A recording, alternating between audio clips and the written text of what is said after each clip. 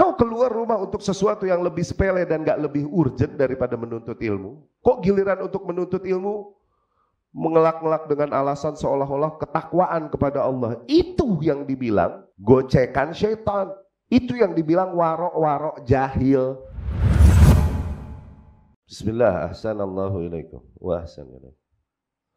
Terkait pembahasan tentang wanita keluar rumah untuk kajian kemarin.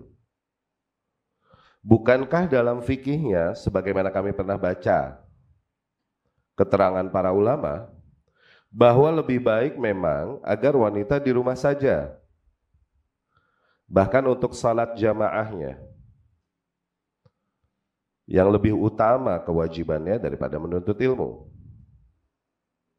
Disarankan di rumah untuk sholatnya, apalah lagi bab menuntut ilmu. Ini sambungan yang pertanyaan kemarin yang sempat jadi polemik gitu. Begini loh. Tayyib. Kalau kalian nggak bisa, maksudnya nggak semua orang siap ngedenger gaya kita, bahasa kita, kecuali diuraikan dengan baik. Oke, coba kita lihat. Betul, wanita memang lebih layak di dalam rumah. Bahkan sholat yang merupakan tiang agama dan lebih utama, wanita dianjurkan di rumah nggak? Iya. Iltamisi azlama makanin fi baitik. Cari pojok paling gelap, paling tenang di rumahmu. Sholat di situ. Mana lebih utama, melaksanakan sholat atau menuntut ilmu? Melaksanakan sholat tentunya lebih utama. Nah, melaksanakan sholat aja di rumah, apalah lagi dalam rangka menuntut ilmu. Katanya begitu. Betul, betul. Itu kaidahnya memang demikian. Secara umum. Oke? Dilihat ini kepada siapa, wanita zaman apa. Oke? Kepada siapa ini diarahkan layaknya? Wanita zaman apa? Ini wanita-wanita zaman kita nih, akhwat zaman kita, kalau dengan bahasa yang kemarin mungkin rada pedes, nggak bisa terima, Anda mohon maaf. Cuman Anda coba urai dengan bahasa yang mungkin akan lebih mudah difahami orang banyak. Wanita-wanita kita yang nanya sama Anda nih, orang yang ngaji di sini nih, Anda apal dari ikhwannya ya. Anak-anak Tangsel, anak-anak Tangerang Kota, Tangsel nih Bintaro, BSD sekitarnya, oke? Paling jauh Citayam. Yang dari Depok, katakanlah pada bawa istri ya, oke? Jaksel, Jakarta Selatan, Jakarta Timur, katakan pada bawa istri, oke? Ini wanita-wanita Jakarta dan sekitarnya yang bete-bete dikit nge-mall jal. Majelas bejem-jem di PIM.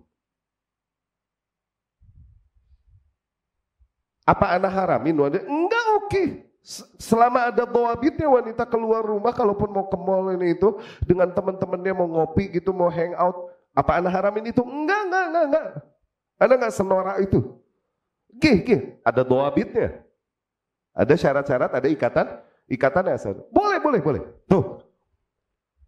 Untuk hal itu kita mengambil uzur syar'i, boleh juga kok wanita keluar rumah untuk itu. Sekarang giliran untuk menuntut ilmu agama, kita mau sok-sokan warok, oh lebih baik wanita di rumah. Lah gimana? Madorot kalau kajian keluar, nanti ketemu ikhwan di parkiran. Lah lu ke mall, ada mall khusus akhwat, muke lu.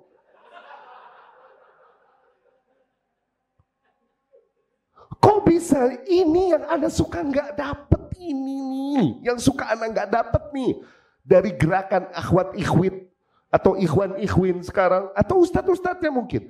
Kok suka tegas, kenceng di perkara-perkara maaf yang furu, padahal banyak keringanan syariat di situ. Tapi giliran di usul yang aturan kenceng atau bukan usul lah, tapi perkara yang lebih utama dari itu. Malah bekendor-kendor, mana lebih utama? Keluar rumah dalam rangka menuntut ilmu atau keluar rumah nge-mall, hangout, ngopi, bejem-jem? Sama teman-teman. Mana lebih utama? Ini wanita yang bertakwa kepada Allah, nggak mau ketemu lelaki, nggak mau ketemu ikhwan di parkiran. Oh, dia nggak keluar rumah kecuali seurgen itu ya nih. Keman, rumah lu di Bintaro, di BSD, gue tahu kelakuan lo. Jakarta, Jaksel, Jaktim, iya nggak? Citayam, Depok. Mungkin yang nanya wanita di daerah yang luar biasa, itu pun nggak mungkin juga dia nggak nongkrong sama sohibnya. Pantas gak? Pantas gak coba? Kita untuk kajian, menuntut ilmu, kita mau coba mengelak dari hal tersebut dan bilang soalnya nanti di parkiran ketemu sama ikhwan. Giliran untuk ke mall gak pakai warok. Gimana beragama kita ini? Itu yang maksud ana warok jahil tuh di situ. Itu maksud ana gaya pede dan fikihnya khawarij tuh di situ. Khawarij itu gitu, perkara kecil digede-gedein, perkara besar diremehin, dibanting luar biasa.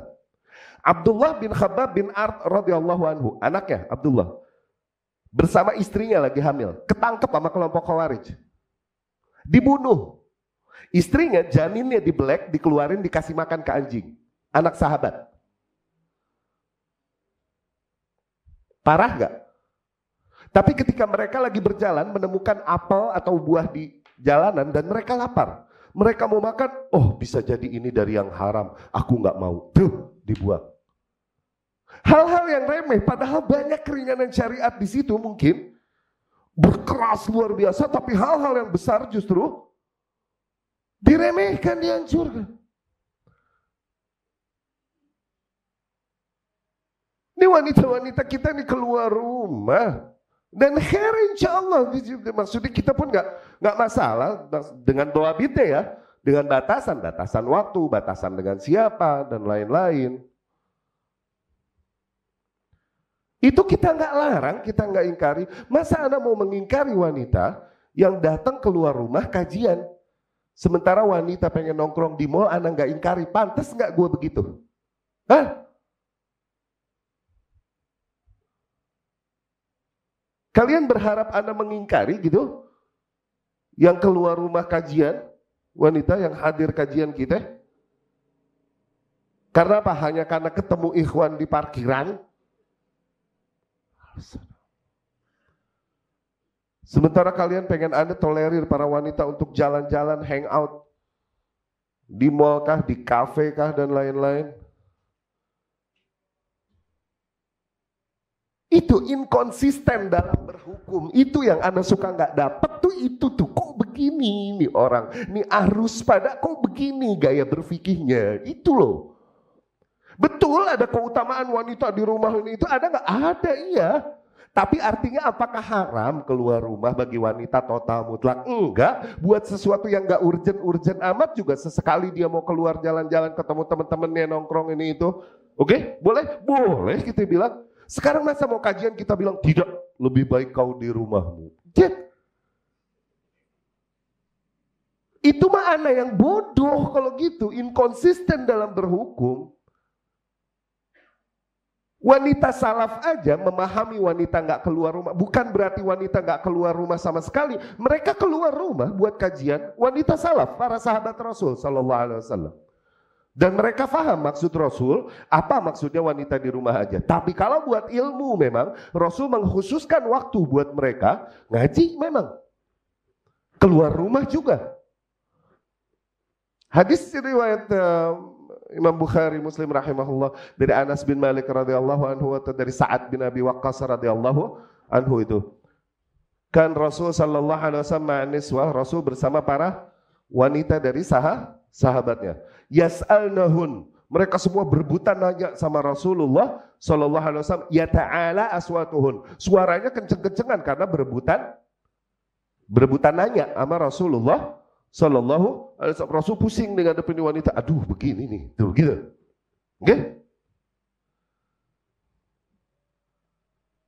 Tiba-tiba di pintu ada yang minta izin. Assalamualaikum. Ini wanita ngedengar, suaranya Umar no. Umar ibnul Khattab radhiyallahu ibtadarnal hijab. Langsung mereka masuk ke hijab dan ngumpet langsung. Ketika dengar suara Umar. Ketika diizinkan Umar masuk, Rasul lagi tertawa. Tertawa Rasul ngelihat kelakuan nih para wanita pada. Umar melihat, mimma tadhak, adhakallahu sinnaka ya Rasulullah. Allah membuat gigi-gigimu tertawa ya Rasul. Mimma tadhak, mengapa kau tertawa? Rasul menjawab kepada Umar, ajibtu min haula an-niswah, aku ni takjub dari ini para wanita. Yas'alnani ya ta'ala aswatuhun, berebutan nanya kepadaku. Suaranya teriak-teriakan, kenceng-kencengan. Falamma sami', ketika mereka mendengar Umar bil bab, Umar di pintu, ibtadarna al-hijab, langsung lari ngumpet. Awas, ngomong lebih kenceng dari Rasul sallallahu alaihi wasallam itu bikin cilaka, bikin hancur amalan. Hah? Ya ayyuhalladzina amanu la tarfa'u suwatakum fawqa sautin nabi wa la tajharu lahu bil qawli ka jahri ba'dikum ba'da an tahbata a'malukum wa antum la tashurun. Wahai orang-orang yang beriman, jangan kalian angkat suara kalian lebih kencang daripada suara Nabi. Jangan kalian ngomong lantang kepadanya sebagaimana kalian ngomong satu sama lain.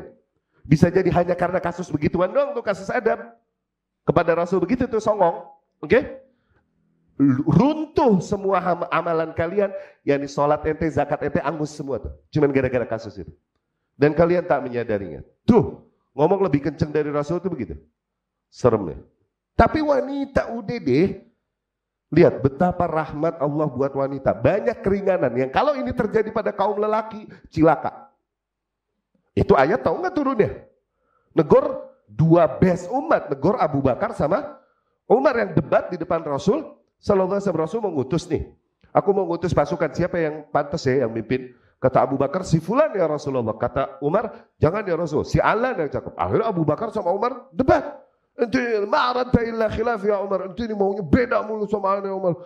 Jadi kata Umar, ma'aradta illa khilaf. Bukan itu maksudku. Ribut di depan Rasul. Selalu turun tuh ayat. Negornya negor siapa?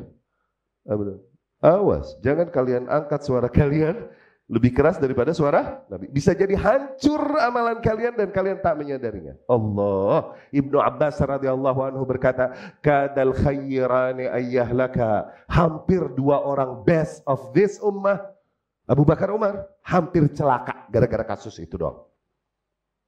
Umar habis itu kapok bener kalau ngomong sama Rasul, pelan bener. Rasul kalau Umar ngomong begini bener. Hah? Trauma. Nah ketika Umar masuk, ini pada lari masuk, hijab dan Rasul ketawa. Aku nih takjub melihat nih para wanita. Pada nanya berebutan kepadaku, pas dikata ada Umar di pintu, dia pada kabur takut berebutan. Marahlah Umar kepada para wanita itu. Ya aduwat anfusihin, wahai para musuh-musuh diri mereka sendiri.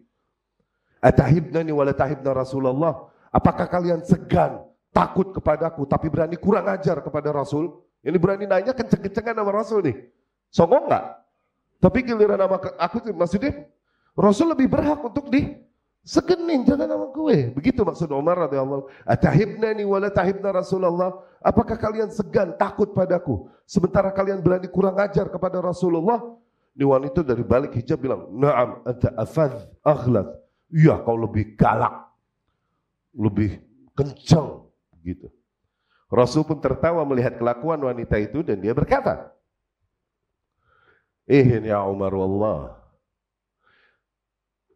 masalaka syaitanun fajjan wa anta fih illa wasalaka fajjan ghaira fajjik wa tarakahu lak. Demi Allah ya Umar. Lihat Rasul sumpah dan Rasul nggak perlu sumpah. Pasti benar. Tapi Rasul sumpah berarti menegaskan betapa benarnya. Bukan. Tidaklah syaitan berjalan di sebuah jalan ya Umar. Dan dia temukan engkau di jalan itu. Kecuali pasti dia tinggalkan tuh jalan. Jadi syaitan kalau ketemu Umar di satu jalan, dia pilih jalan yang lain. Dia tinggalkan jalan itu untukmu ya Umar. Tuh lihat, kencengnya Umar segitunya. Ini sebenarnya hadis berbicara tentang fadail Umar, keutamaan Umar radhiyallahu anhu. Tapi di situ lihat, ada nggak Rasul memberikan waktu kepada para kaum wanita? Berarti ada wanita keluar rumah kan? Pada ngaji sama Rasul sallallahu alaihi wasallam. Ustaz, tapi kan tuh wanita nggak parkir ketemu ikhwan ini itu. Anything deh. Yang jelas nggak di rumah-rumah banget kan? Keluar juga kan tuh para sahabiat, salafiyat.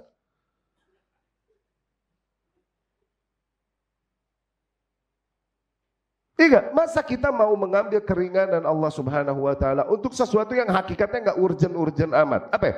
Ke mall, jalan-jalan, hangout, sehingga kita mesti ketemu lelaki. Adapun untuk menuntut ilmu, baru kita justru berwarok-warok.